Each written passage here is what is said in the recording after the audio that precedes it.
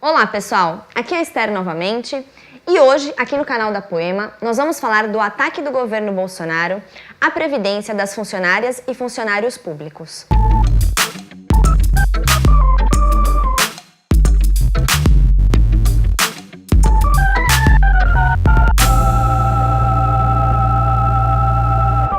No episódio de hoje, vamos falar dos ataques ao Regime Próprio de Previdência Social, o RPPS, que é o regime previdenciário dos funcionários públicos das esferas estadual, municipal e federal. Boa parte dos funcionários públicos de municípios menores não dispõe de regimes próprios e estará submetida às mudanças propostas pelo governo para o Regime Geral de Previdência Social.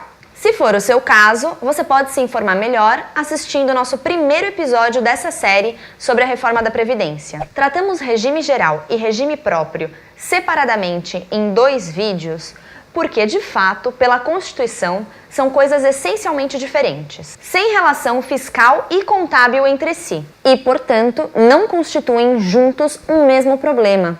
E é o que veremos no nosso próximo vídeo sobre esse tal do déficit da Previdência. Em linhas gerais, a proposta do governo Bolsonaro é convergir o RPPS e RGPS. Via de regra, estabelecer para todos os funcionários públicos uma aposentadoria por idade, com idade mínima de acesso em 65 anos para homens e 62 anos para mulheres, com tempo mínimo de contribuição de 25 anos, sendo pelo menos 10 anos no serviço público e 5 no exercício do cargo, além de 40 anos de contribuição para acessar a aposentadoria integral. Ou seja, basicamente, a proposta aumenta a idade mínima já existente para o setor público em 5 anos para homens e 7 anos para as mulheres. Mas a reforma tá o quê? Implicando com quem? Com as mulheres, né? Bom, gerar maior convergência entre os 2 regimes parece muito bacana e parece fazer sentido, né? Mas é preciso tomar cuidado. Estabelecer regras horríveis para todo mundo não é algo a se comemorar. De todo caso, não achamos ruim convergir progressivamente o regime de aposentadorias dos funcionários do setor público e da iniciativa privada. O problema é que achamos muito ruim tudo o que o governo propõe para os trabalhadores em geral com essa reforma. De modo que seria uma grande tolice os trabalhadores aceitarem essas regras que são ruins para todos, só porque elas proporcionam maior igualdade entre esses regimes que são distintos. Nós jamais vamos defender que uma maior igualdade de condições para os trabalhadores do setor público e da iniciativa privada seja nivelada por baixo. E nessas horas difíceis, é bom ter em mente que somos todos trabalhadores e devemos caminhar juntos numa tentativa de melhorar as condições para toda a nossa classe. Além do mais, o projeto do governo Bolsonaro apenas chove no molhado nas principais propostas para convergir os regimes. A regra 85/95, criada em 2015, tende por si só a convergir as condições da aposentadoria de setores massivos da classe trabalhadora, do serviço público e da iniciativa privada. Essa mesma regra 85/95, que na verdade desde dezembro de 2018 já é a regra 86/96, pretende uma transição até uma regra 90/100 no ano de 2026. Vamos recapitular um pouco o que foi dito lá no primeiro episódio. Essa regra prevê que na soma idade mais tempo de contribuição, as mulheres somem 86 pontos e os homens 96 pontos, para poderem se aposentar recebendo o valor integral de aposentadoria. Em relação aos trabalhadores da iniciativa privada, dentre aqueles com vida laboral menos precária e que acessam a aposentadoria por tempo de contribuição, o que corresponde a quase 45% dos benefícios concedidos no ano de 2017. Já é possível perceber que a aplicação dessa regra tem aumentado consideravelmente as concessões de aposentadorias mais próximas na casa dos 60 anos. Isso ocorre desde 2015, o ano de criação da regra.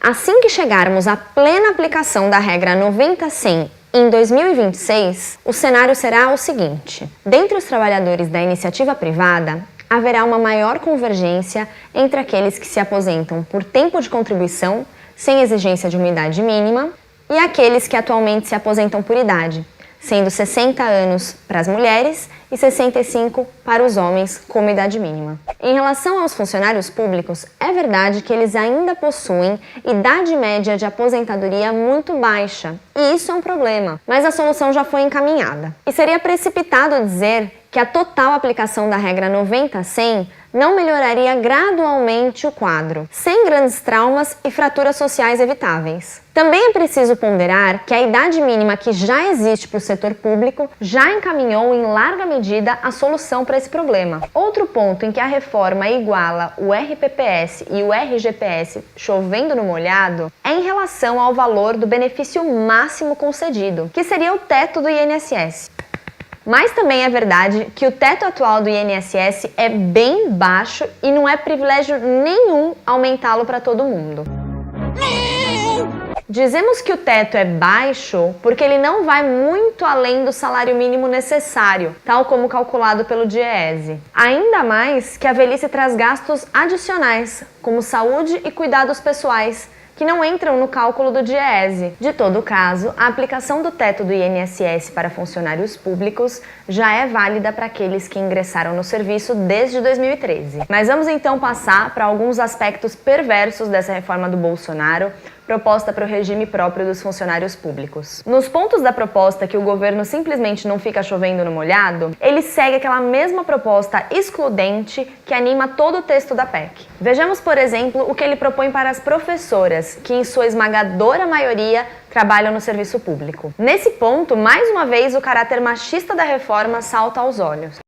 Bolsonaro quer aumentar em 5 anos o tempo de contribuição e em 10 anos a idade mínima de aposentadoria das professoras, aplicando para as mulheres a mesma regra dos homens, ou seja, aumentando para 30 anos de contribuição e 60 anos a idade mínima, sempre prejudicando mais as mulheres. É machismo que chama? Além disso, seguindo um pouco do que vimos no nosso segundo episódio, o governo também tira da Constituição as regras dos regimes próprios, o que torna o direito à aposentadoria dos funcionários públicos suscetível a caprichos políticos. Já em relação às alíquotas, tem um ponto positivo e um negativo. A PEC propõe igualar as alíquotas do RPPS às alíquotas progressivas do RGPS, com alíquotas efetivas que vão de 7,5% para quem ganha salário mínimo a 11,68% para quem ganha no teto do INSS, diferente da alíquota linear de 11%, que é cobrada igualmente dentre os desiguais.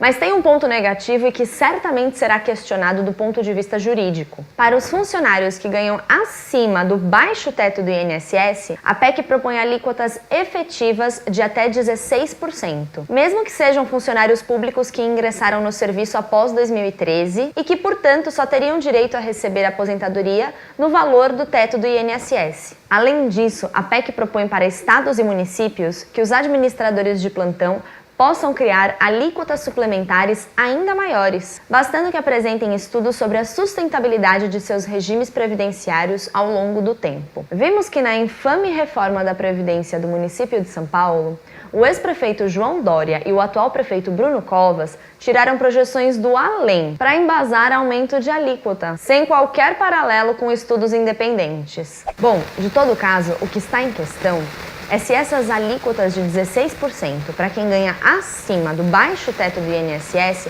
precisam mesmo ser tão grandes. Sem apresentar nenhum estudo sólido sobre qual seria a justa medida dessas alíquotas, o governo simplesmente alega que esse confisco salarial seria necessário para cobrir um tal de rombo. De fato, existe mesmo um problema de um rombo nas contas do RPPS. Mas para resolver esse problema, seria mesmo necessário confiscar salários e impor uma idade mínima muito alta? Aliás, como já vimos, a solução já está encaminhada pela regra 90-100 e pela idade mínima já estabelecida. Mas vamos ver melhor o que o governo chama de rombo do RPPS. O RPPS, assim como o RGPS, também se financia num sistema de repartição simples. Nesse esquema, contribuem os funcionários e o governo com uma alíquota obrigatória na função de patrão. Você deve estar pensando que, nesse caso, como o governo já contribui na função de patrão, ele não deveria, então, contribuir como governo,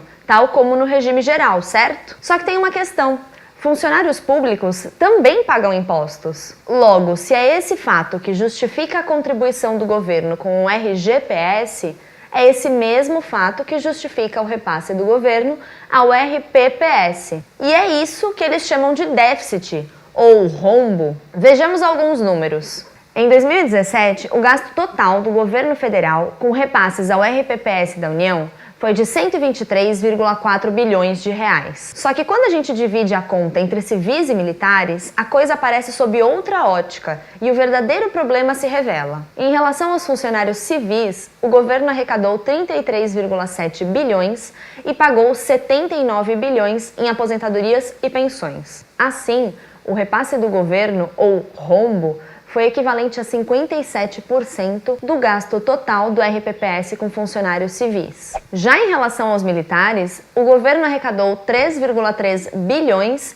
e pagou 41 bilhões de reais em benefícios. Assim, o repasse do governo, ou rombo, foi equivalente a 92% do gasto total do RPPS com os militares. Enquanto que o repasse do governo para funcionários civis equivale a 1,3 vezes o que o governo arrecada com esses civis, o repasse do governo para os militares equivale a 11,4 vezes o que se arrecada com eles. De modo que o peso do rombo dos militares é 9 vezes maior. E só para constar, os militares ficaram de fora dessa reforma, tá bom? Além disso, esse mesmo governo que enche a boca para falar que vai combater os privilégios é o mesmo governo que não faz nada sobre as pensões que as filhas solteiras de militares recebem, a chamada Bolsa Dondoca. É a Bolsa Betina!